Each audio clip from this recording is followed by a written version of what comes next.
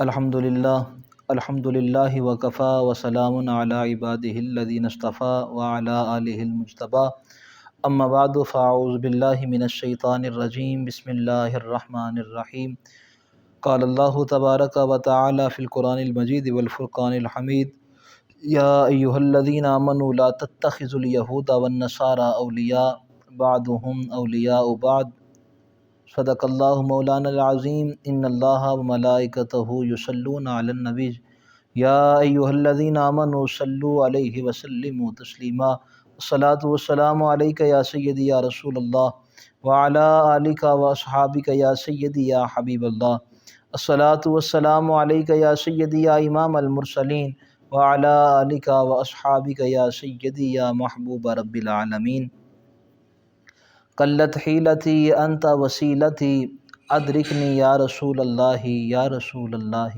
یا رسول اللہ۔ تیرا نام لب پہ جو آ گیا تو عذاب ہجر کے ٹل گئے، میرے غم بھی کتنے عجیب ہیں تیری یاد ہی سے بہل گئے۔ ہوں بلال و سلمہ کے حارثہ، یا علی یا عمر یا خبیب ہوں، تیری ایک نگاہ کا کمال ہے کہ نصیب سب کے بدل گئے۔ اور شہاد جان و دل میں فدا کروں تیرے میں قدے کے نظام پر، تیری بزم میں جو نظر اٹھی جو گرے تھے وہ بھی سنبھل گئے۔ تیرا نام لب پہ جو آ گیا تو عذاب ہجر کے ٹل گئے، میرے غم بھی کتنے عجیب ہیں تیری یاد ہی سے بہل گئے۔ بعد از حمد و ثنا سامعین محترم، پارہ نمبر 1 کے اندر رب تعالیٰ ارشاد فرماتا ہے یا ایھا الذین آمنوا لا تتخذوا الیہود والنصارى اولیاء۔ آج ہم اس موضوع کے اندر دیکھیں گے کہ مسلمانوں کا عروج کیا تھا اور ان کے زوال کا سبب کیا ہے۔ رب تعالیٰ فرماتا ہے یا ایھا الذین آمنوا لا تتخذوا الیہود والنصارى اولیاء، کہ ایمان والو تم یہود و نصارہ کو، عیسائیوں کو، یہودیوں کو اپنا دوست نہ بناؤ۔ بعضهم اولیاء بعض، یہ ایک دوسرے کے دوست ہیں، ایک دوسرے کے دلگیر ہیں، یہ تمہارے چاہنے والے نہیں ہیں، یہ تمہارے دوست، تمہارے رفیق نہیں ہیں۔ اب جب رب تعالیٰ کا حکم آ گیا، دلیل قطعی سے ثابت ہو گیا، ہمارا خالق فرما رہا ہے کہ یہود و نصارہ ہرگز تمہارے دوست نہیں ہو سکتے، تو آج مسلمانوں کو یہ سبق کہاں سے ملا؟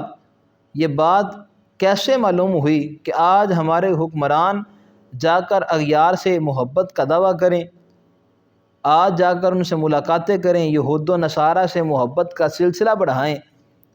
تو اقبال نے کہا تھا نا، میں خانہ یورپ کے دستور نرالے ہیں، لاتے ہیں سرور اول دیتے ہیں شراب آخر۔ حضرت عمر بن خطاب رضی اللہ تعالیٰ عنہ، آپ وقت کے حاکم ہیں، وقت کے خلیفہ ہیں، وقت کے بادشاہ ہیں۔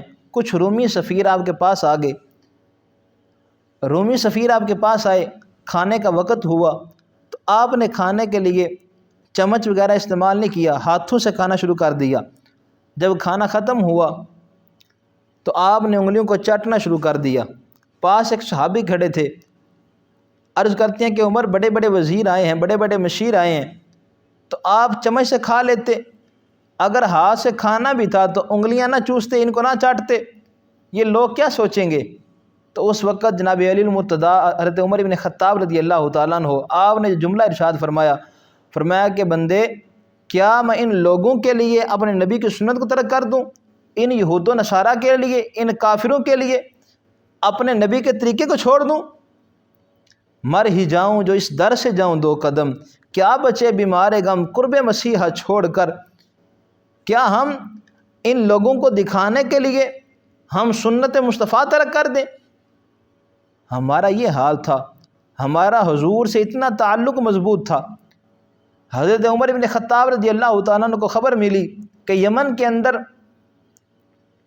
حضرت ابو موسیٰ اشعری رضی اللہ تعالیٰ عنہ نے اپنا کاتب، اپنا فرمان روا ایک نصرانی رکھا ہے، ایک عیسائی بندہ رکھا ہے جو آپ کے حکمات، آپ کے فرامین لکھتا ہے۔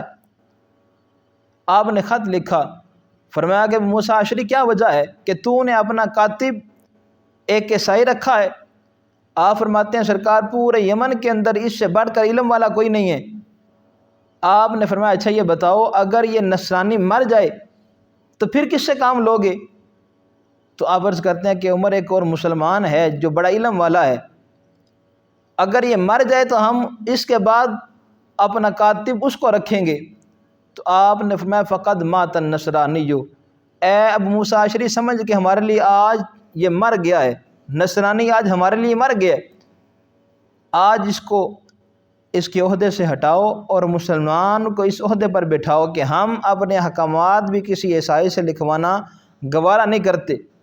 مسلمان اس قدر حساس تھے کہ ان سے کسی طریقے کا تعلق رسم رواج محبت کا سلسلہ نہ بنے، اور آج ہمارے حکمران کیا کرتے ہیں کہ ہر طرح سے کوشش کی جا رہی ہے کہ یہود و نصارہ کو راضی کیا جا سکے، ان کے حکمران ہم سے محبت کرنے لگ جائیں اور ہمیں دنیا کا مال و زر مل جائے۔ علامہ اقبال علیہ رحمہ نے اس منظر کو، اس بات کو اپنے اشعار کے اندر بیان کیا۔ اقبال فرماتے ہیں کل ایک شریدہ خواب گاہ نبی پہ رو رو کے یہ کہہ رہا تھا، شریدہ کہتے ہیں غلام کو، کہتے ہیں میں نے خواب میں دیکھا کہ ایک غلام در مصطفیٰ پہ حاضر ہے اور رو رو کے فریاد سناتا ہے۔ وہ فریاد کیا ہے؟ وہ کہتا ہے کل ایک شریدہ خوابگاہ نبی پہ رو رو کے یہ کہہ رہا تھا کہ مصر و ہندوستان کے مسلم بنائے ملت مٹا رہے ہیں، کہ یا رسول اللہ آپ جو دین دے کر گئے تھے، جو دین دے کر گئے، جو تعلیمات دے کر گئے تھے، اس امت کے حکمران اس کو مٹانے میں لگے ہیں کہ مصر و ہندوستان کے مسلم بنائے ملت مٹا رہے ہیں، یہ آپ کی تعلیمات کو چھوڑتے جا رہے ہیں، یہود و نصارہ کی تہذیب، ان کا تمدن، ان کی ثقافت کو اپنانے میں لگے ہیں۔ کل ایک شریدہ خوابگاہ نبی پہ رو رو کے یہ کہہ رہا تھا کہ مصر و ہندوستان کے مسلم بنائے ملت مٹا رہے ہیں، یہ زائران حریم مغرب او ہزار رہبر بنے ہمارے، ہمیں بلا ان سے واسطہ کیا جو تیرے در سے نا آشنا رہے ہیں، اور غضب ہیں یہ مرشدان خود بھی او خدا تیری قوم کو بچائے، بگاڑ کر تیرے مسلموں کو یہ اپنی عزت بنا رہے ہیں۔ اور سنیں گا اقبال کون ان کو کہ انجمن ہی بدل گئی، نئے زمانے میں آپ ہم کو پرانی باتیں سنا رہے ہیں۔ اور علامہ اقبال علیہ رحمہ نے نچوڑ نکالا کہ آج جو لوگ یہ پسند کرتے ہیں کہ ہمارے بچوں کو، ہماری اولاد کو انگلش آ جائے، انگریز کی تعلیم ہمارا بچہ حاصل کر لے تو یہ دنیا کے اندر کامیاب ہو جائے گا۔ علامہ اقبال جس نے اپنی زندگی کا ایک بہت بڑا حصہ انگریز کے نظام میں گزارا، انگریز کے ماحول میں گزارا، اب یہ بندہ جس نے 18 سال انگریز کے نظام کو دیکھا بھی ہے، انگریز کے نظام کو پڑھا بھی ہے، اس کے اندر گزارا بھی کیا، رہا بھی ہے، اب وہ انگریز کے ماحول کو کیا بتاتا ہے کہ وہ انگریز کا ماحول کس طرح کا ہے، اس کی تعلیم، اس کی تہذیب، تمدن، ثقافت، رسم و رواج، معاشرہ کس طرح کا ہے۔ اقبال کہتا ہے مدت محو تگدو بودام رازدان دانش نو بودام، کہ میں نے ایک عرصہ گزارا، بڑے بڑے رازدان، بڑے بڑے پروفیسر، ان سے میں نے علم حاصل کیا، باغبان امتحانم کرداند محرمی گلستانم کرداند، میں نے بڑے بڑے امتحان دیے، ان کے اندر کامیابی بھی حاصل کی، مگر میں نے نتیجہ رزلٹ کیا نکالا کہ جس انگریز کی میں نے تعلیم حاصل کی، جس کے رسم و رواج کو میں نے دیکھا، جس کے اندر میں نے زندگی کا اتنا بڑا حصہ گزارا ہے، میں نے اس کے ماحول کو کیسا پایا ہے۔ وہ کہتا ہے مدت محو تگدو بودام رازدان دانش نو بودان، باغبان امتحانم کرداند محرمی گلستانم کرداند، گلستان لالا زار عبرت چوں گل کاغذ شراب نہ کہتے۔ اقبال کہتے ہیں یہ تو عبرت کا انجام ہے، انگریز کا نظام، اس کی تعلیم، یہ تو عبرت کا ایک انجام ہے۔ گلستان لالا زار عبرت چوں گل کاغذ شراب نہ کہتے، جس طرح ایک کاغذ کا پھول ہوتا ہے، وہ دکھنے کے اندر پھول نظر آتا ہے مگر خوشبو سے خالی ہوتا ہے، وہ کہتا ہے اسی طرح انگریز کا حال ہے، یہ دکھنے کے اندر ایک پھول کی طرح ہے مگر حقیقت کے اندر یہ تیروں سے بڑھ کر ہے۔ اس کے نظام پر نہ جانا، ان کی باتوں پر نہ جانا، ان کے ظاہر پر نہ جانا، اگر ان کا بس چلے ایک سانس لینے سے پہلے پہلے سارے مسلمانوں کو مار کے رکھ دیں، اگر ان کے بس میں ہو۔ اگر ہم اپنے ماضی کو دیکھیں تو کیا ہمارے مسلمان حکمران ان کے غلام تھے؟ کیا یہود و نصارہ کی تابعداری کرتے تھے؟ اگر ہم اپنے ماضی کو دیکھیں، اصحاب مصطفیٰ سے شروع کریں تو اصحاب مصطفیٰ کے پاس نہ لڑنے کے لیے تلواریں موجود ہیں، نہ سواری کے لیے گھوڑے موجود ہیں، نہ تیروں کو روکنے کے لیے ڈالیں موجود ہیں، کوئی چیز بھی نہیں ہے۔ ہم اسلام کی پہلی جنگ کو، پہلے غزوہ کو دیکھیں، غزوہ بدر کے اندر 313 صحابہ ہیں اور صرف 6 یا 7 تلواریں لے کر وہ صحابی میدان کے اندر کھڑے ہیں۔ وجہ کیا ہے؟ وہ لوگ نہیں جانتے تھے کہ ہمارے پاس تلوار نہیں، ہم جنگ نہیں کر سکتے، مگر ان لوگوں کا بھروسہ، یقین، اعتماد اور ایمان صرف ذات مصطفیٰ پہ تھا کہ حضور ہمارے ساتھ ہیں۔ نحن الذی بایعوا محمد، ہم نے حضور کی بیعت کی ہے۔ اب جان جاتی ہے تو جائے، مگر ہم حضور کے فرامین سے، حضور کی ذات سے روگردانی نہیں کر سکتے۔ وہ 313 مسلمان بغیر ہتھیار کے لڑے بھی ہیں اور 1000 لشکر پر غالب بھی آئے ہیں، اور آج ہماری حال یہ ہے کہ آج مسلمان 3 گنا ہیں اور کافر 1 حصہ ہیں، پھر بھی مسلمان مارے جا رہے ہیں۔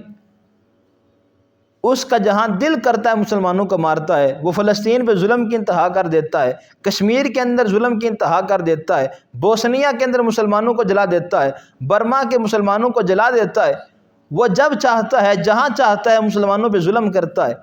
ہم کبھی احتساب تو کریں کہ ایک زمانہ مسلمانوں پر وہ بھی تھا کہ مسلمان بغیر تلوار کے لڑے اور اپنے سے 3 گنا بڑے لشکر سے لڑے، پھر بھی جنگ جیت گئے، اور آج یہ مسلمان کے جو تعداد کے اندر 3 گنا زیادہ ہیں اور 1 حصہ کافر ان پر غالب ہیں۔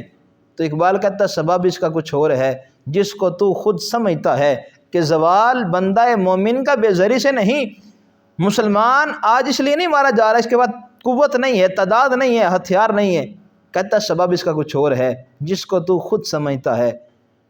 پھر اقبال اس کا معنی آگے بیان بھی کرتا ہے۔ اقبال کہتا ہے دل ز عشق و توانا می شود، خاک حمدوش سریا می شود۔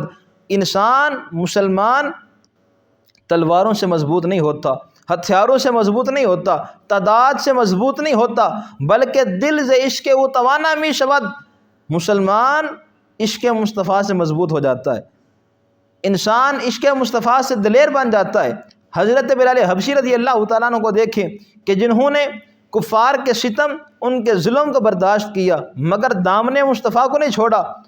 وہ زبان حال سے کہتے ہیں، جس طرح عالم لوہار نے کہا تھا کہ عشق دا ذائقہ ذوق والا، جس چکھ لیا سو ہی جان دائے، ہر ایک نو قد پرکھ ہوندی، کوئی لکھ دی ایک پہچان دائے، ہمت ہاریاں دا کم عشق نہیں، کم شیر دلیر جوان دائے، اور عالم شاہ میں عشق دا کی دساں، ثمرہ دین اسلام ایمان دائے۔ اگر بندے کو حقیقتاً حضور سے محبت ہو جائے، حضور کی محبت، حضور کی غلامی انسان کو حقیقت کے اندر نصیب ہو جائے، پھر کبھی بھی مسلمان یہود و نصارہ کو نہیں دیکھتا، پھر وہ یہ بات نہیں سوچتا کہ پھر کے گلی گلی تباہ، ٹھوکریں در در کی کھائیں کیوں، عقل دل کو جو دے خدا، پھر تیری گلی سے اٹھ کر جائیں کیوں۔ جو تیرے در سے یار پھرتے ہیں، پھر در بدر یوں ہی وقار پھرتے ہیں۔ آج ہمارے حکمران کیوں ذلیل ہوئے؟ آج مسلمان اغیار کی نظروں کے اندر کیوں نیچے گر گئے؟ کیونکہ ہم نے دامن مصطفیٰ کو چھوڑا، ہم نے حضور کے دامن کو چھوڑا، اغیار کے دامن کو تھامبا کہ یہ انگریز ہمیں ترقی دلائیں گے۔ چھوڑ کر تیرا دامن رحمت آقا ہم سے بھول ہوئی، کھول دی اپنی قدر و قیمت آقا ہم سے بھول ہوئی۔ یہ سیم و زر کے بندے، تن کے اجلے من کے گندے، لٹ گئی ہم سے فقر کی دولت آقا ہم سے بھول ہوئی۔ اگر آج بھی کامیابی چاہتے ہو تو در مصطفیٰ پر آ جاؤ، استغاثہ کرو، حضور کی بارگاہ میں فریاد اور تمنا کرو کہ اب زمانے بھر کے ٹھکرائے ہوئے ہیں، تیرے در پہ آئے ہوئے ہیں، کھول دے اپنا باب رحمت آقا ہم سے بھول ہوئی۔ اور اقبال کہتا ہے شرازہ ہوا ملت مرحوم کا ابتر، اب تو ہی بتا تیرا مسلمان کدھر جائے، وہ لذت آشوب نہیں بحر عرب میں، برپا جو ہے مجھ میں وہ طوفان کدھر جائے، اب اس راز کو تو ہی فاش کر اے روح محمد، آیات الہی کا نگبان کدھر جائے۔ آج مسلمان یہ چاہتا ہے کہ دین اسلام چھوڑ کر اغیار کی تعلیم کو پسند کر لیا جائے، اس کے نظام کو فالو کیا جائے کہ خود بدلتے نہیں قرآن کو بدل دیتے ہیں۔ ہوئے کس درجہ بے توفیق فقیہان حرم، ان غلاموں کا یہ مسلک ہے کہ ناقص ہے کتاب، یہ سکھاتی نہیں مسلمان کو غلامی کے آداب۔ ہمیں تو رب نے وہ دین، وہ قرآن، وہ ایمان دیا ہے جو خدا کے سوا کسی کی غلامی قبول نہیں کرتا، مگر آج کے حکمران چاہتے ہیں کہ کرتے ہیں غلاموں کو غلامی پہ رضامند اور تعویل مسائل کو بناتے ہیں بہانہ۔ یہ علم، یہ حکمت، یہ تدبر، یہ حکومت، پیتے ہیں لہو دیتے ہیں تعلیم مساوات۔ آج ہم جس انگریز کے نظام کے در پہ ہیں، جس کے نظام کو پسند کرتے ہیں، یہ حقیقت کے اندر تباہی ہے، ہلاکت ہے۔ عزت، فلاح، کامیابی دین مصطفیٰ کے اندر ہے۔ حضور جو تعلیم دے کر گئے، بندہ اس کو فالو کرے، اس کے پیچھے آ جائے، رب تعالیٰ انسان کو دونوں جہانوں کے اندر کامیابی نصیب فرما دیتا ہے۔ ہم ان اشعار کے ساتھ اپنی بات کو ختم کرتے ہیں کہ جس طرح اقبال علیہ رحمہ نے اس امت کو بتایا، اقبال کہتا ہے سرود رفتہ باز آید کے نہ آید، نسیم از حجاز آید کے نہ آید، سر آمد روزگاری فقیرے دیگر دنائے راز آید کے نہ آید۔ اقبال کہتا ہے جس طرح میں نے اس امت کو سمجھایا، انگریز کے نظام کو ان کے سامنے کھول کے رکھا، سرود رفتہ باز آید کے نہ آید، میں نہیں جانتا کہ میرے بعد کوئی بندہ آ کے اس طرح ان بندوں کو سمجھائے، اس قوم کو اس طرح اجاگر کرے۔ نسیم از حجاز آید کے نہ آید، میں نہیں جانتا کہ میرے بعد روزہ مصطفیٰ سے اس امت کو ٹھنڈی ہوا ملتی ہے کہ نہیں۔ سر آمد روزگاری فقیرے دیگر دنائے راز آید کے نہ آید۔ اقبال کہتا مجھے یہ ملال ہے کہ پتہ نہیں جب میں پردہ کر جاؤں میرے بعد قیامت تک ان کو دوسرا اقبال ملتا ہے کہ نہیں، جو میری طرح لوگوں کو بتائے کہ انگریز کا نظام یہ ہے، اس کی تعظیم، اس کی تہذیب، اس کا ثقافت، اس کا رہن سہن یہ ہے۔ اللہ تعالیٰ ہمیں صحیح معنوں کے اندر حضور کی غلامی نصیب فرمائے، یہود و نصارہ کی لعنت سے ہم کو محفوظ فرمائے۔ وآخر دعوانا ان الحمد للہ رب العالمین۔